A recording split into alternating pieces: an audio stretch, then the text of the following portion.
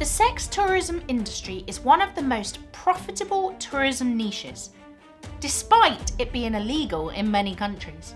Whether legal or illegal, many people do not wish to discuss their sex lives, particularly if this involves acts of behaviours that friends, family or acquaintances might not approve of. It's for this reason that the true scale of the sex tourism industry worldwide is not actually known. But what we do know is that it's big. Really big. The evidence is everywhere. From prostitutes stood on street corners in Alicante, to young African men seeking love from tourists in the Gambia, to sex shows that are promoted in Thailand. There is no denying that the sex tourism industry is booming, but should it be? In this video, I'm going to teach you all about the sex tourism industry and the different types of sex tourism that there are around the world.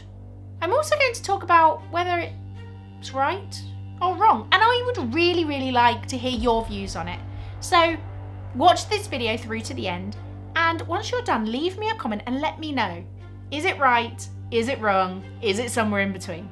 Okay, are you ready to learn a bit more? Let's do this. Sex tourism involves travel to a particular destination to pursue sexual services. Sex tourism is usually associated with prostitution, although the sex tourism industry also encompasses the search for male brides, sex shows, and sex slavery. It isn't always entirely clear whether an act should be classified as sex tourism or not, because there's no clear, definitive definition of the term. In fact, it's pretty ambiguous.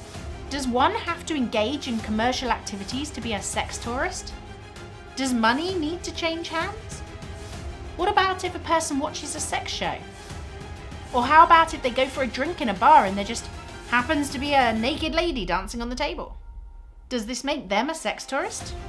Whilst most people think that sex tourism is predominantly prostitution, the industry is actually much more than that, and it's much bigger than that. Let me tell you a bit more about it. There are different types of sex tourism. One of these is prostitution. Prostitution is essentially the exchange of sexual services for money. It's perhaps the most well-known form of sex tourism, and it has been around since before records began. Some destinations are well known for their sex tourism industries, which have grown and developed for a number of different reasons. In Amsterdam, for example, the industry has grown significantly because it is actually legal there, and many tourists will travel from other destinations to take part in sex tourism. Here, the streets are lined with shops where women promote and undertake their sexual services. Likewise, in Thailand, the sex tourism industry derives from military activity during the Second World War, when troops would pay local girls for their sexual services. Once the Thai people saw the monetary value in sex tourism, this industry continued to grow and evolve into the commercial and commodified market that it is today. Sometimes prostitution will be very blatant. Spain, for example, is famous for having prostitutes lining the streets looking for business. And other times it's more discreet. For example, in the Philippines, where happy ending massages are a popular choice amongst travellers. Sex shows are another type of sex tourism. These are live shows that are put on involving acts of sex. These shows will often have props, such as eggs or razor blades, and will feature graphic scenes of sexual activity. Destinations that are famous for offering sex shows like this include Amsterdam, Thailand, and Cambodia. People who choose to watch sex shows are often not the same people who seek prostitutes. They are often groups of young travellers, such as backpackers or those on stag or hen parties. Whilst some people may find this funny, most women do not enjoy this line of work, but they are often forced into it because of their financial needs. Shockingly, a Thai woman can earn the same amount that she would earn working in the fields in the agricultural sector for an entire month in just one night when working in the sex tourism industry. It's therefore no surprise that women become sex workers. They have families to feed, a life to sustain, etc. Male brides. The term mail order bride comes from times when women would literally list themselves in a physical catalogue as being for sale. Nowadays, women may be found on dating apps or just simply in areas where they know they are likely to find a suitable partner. These people seek marriage or long-term relationships, not just a one-night stand.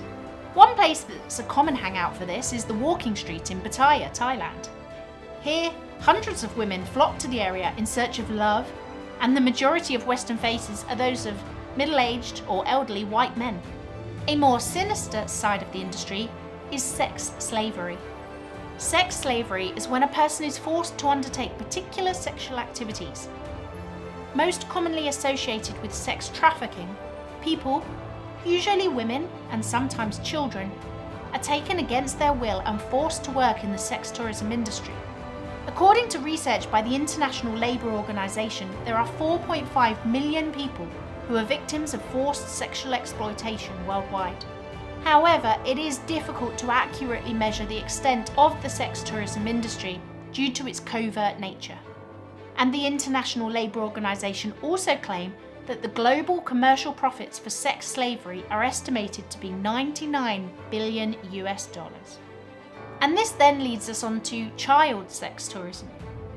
The United Nations defines child sex tourism as every human being below the age of 18. It is the sexual exploitation of children by a person who travels from their hometown or region in order to have sexual contact with children. Child sex tourism may or may not be their primary motivation for travel. Child sex tourists can be domestic or international tourists. And whilst this is usually associated with men, child sex tourists can be any gender, age, or nationality. Most child sex tourists will hide their activities or intentions and are disguised as ordinary travellers. There are many examples of this, sadly. For instance, in Asia, where volunteer tourists have abused the trust awarded to them by sexually exploiting the children that they're working with. This is very, very sad to see. And child sex tourism has been recorded in many parts of the world, and fortunately the awareness has grown in recent years. But it can still be found in different types of venues, from brothels to red light districts to beaches to 5-star hotels. It can occur over a long period of time, for example where the child is groomed, or it can be quick, for example when a child is sold into the sex trade. So as you can see, there are different types of sex tourism and different extremes, and they all have their own ethical questions surrounding them. Is it right? Should it happen? What do you think? Whilst many people would argue that sex tourism is bad and it's morally unethical, for others there may be an argument for maintaining the sex tourism trade. Yes, of course, it is obviously wrong to force somebody to work in the sex trade or to involve any children. But what if somebody chooses a profession as a sex worker? What would happen in the Netherlands if they changed their laws and copied suit of many other Western nations by making prostitution illegal? Their tourism industry would certainly take a big hit, and so would their economy. The sex workers themselves would be out of the job, and there may be dire financial consequences for them and their families as a result. Who are to say that these people shouldn't work in the sex tourism industry if they want to? Some destinations have argued for the legalisation of prostitution. After all, let's face facts, people do it anyway. At least if it is legal, governments could collect taxes from workers, give them workers' rights, and put the relevant regulations in place. This would surely make it safer practice. And there are arguments both for and against sex tourism. Personally, I'm not a fan, but it also does support the livelihoods of many, many people around the world. Okay, so let's take a deeper look and look at some examples of where sex tourism occurs around the world. Thailand. Sex tourism in Thailand is estimated to be worth $6.4 billion a year in revenue, which accounts for a significant proportion of the national GDP. The primary sex tourist areas are often identified as the red light districts of Bangkok and Pattaya, as well as Patong Beach Resort on Phuket Island. Sex tourism in the country largely encompasses prostitution, bars that are centred around sex acts or sexual dancing, sex shows and shady massage parlours. Child sex tourism makes up a significant part of the sex tourism industry in Thailand, where it is estimated by EPCAT that there could be as many as hundreds of thousands of children working in the sex trade. The Gambia. Unlike Thailand, where it's generally men who partake in sex tourism, The Gambia attracts female sex tourists. Middle-aged and older women travel to the country in search of young African men. Sometimes a holiday romance is sufficient, and other times women are seeking long-term relationships. There is a lot of controversy over sex tourism in the Gambia, and there are a lot of online forums and media publicities where you can learn more about this if you want to. The Caribbean. Sex tourism in the Caribbean is rife. The number one hotspot is the Dominican Republic, where it is estimated that there is anywhere from 6,000 to 10,000 female workers in the sex trade. Cuba, Jamaica and Barbados are close competitors with their own red light districts and sex tourism areas. Amsterdam. Amsterdam is renowned for its sex tourism industry. Unlike most Western nations, sex tourism in the Netherlands is legal, meaning that tourists flock to the destination in search of sexual pleasures that they cannot legally achieve in their home country. Amsterdam's famous red light district boasts hundreds of women advertising themselves in shop windows, and it's become somewhat of a tourist attraction in its own right. There are also a large number of sex shows that are particularly popular with groups of young travellers on party breaks or stag holidays. Spain. Lesser known for its sex tourism industry is Spain. However, the country does actually have one of the highest prostitution rates in the world. Prostitution is legal in Spain, although the industry has not grown in the same way that it has in Amsterdam. It's less formal and it remains somewhat covert in nature. Brothels are found in most major towns and cities, and prostitutes can be found lining the streets 24 hours a day. So as you can see, the sex tourism industry is actually really big, and it's bigger than many people think.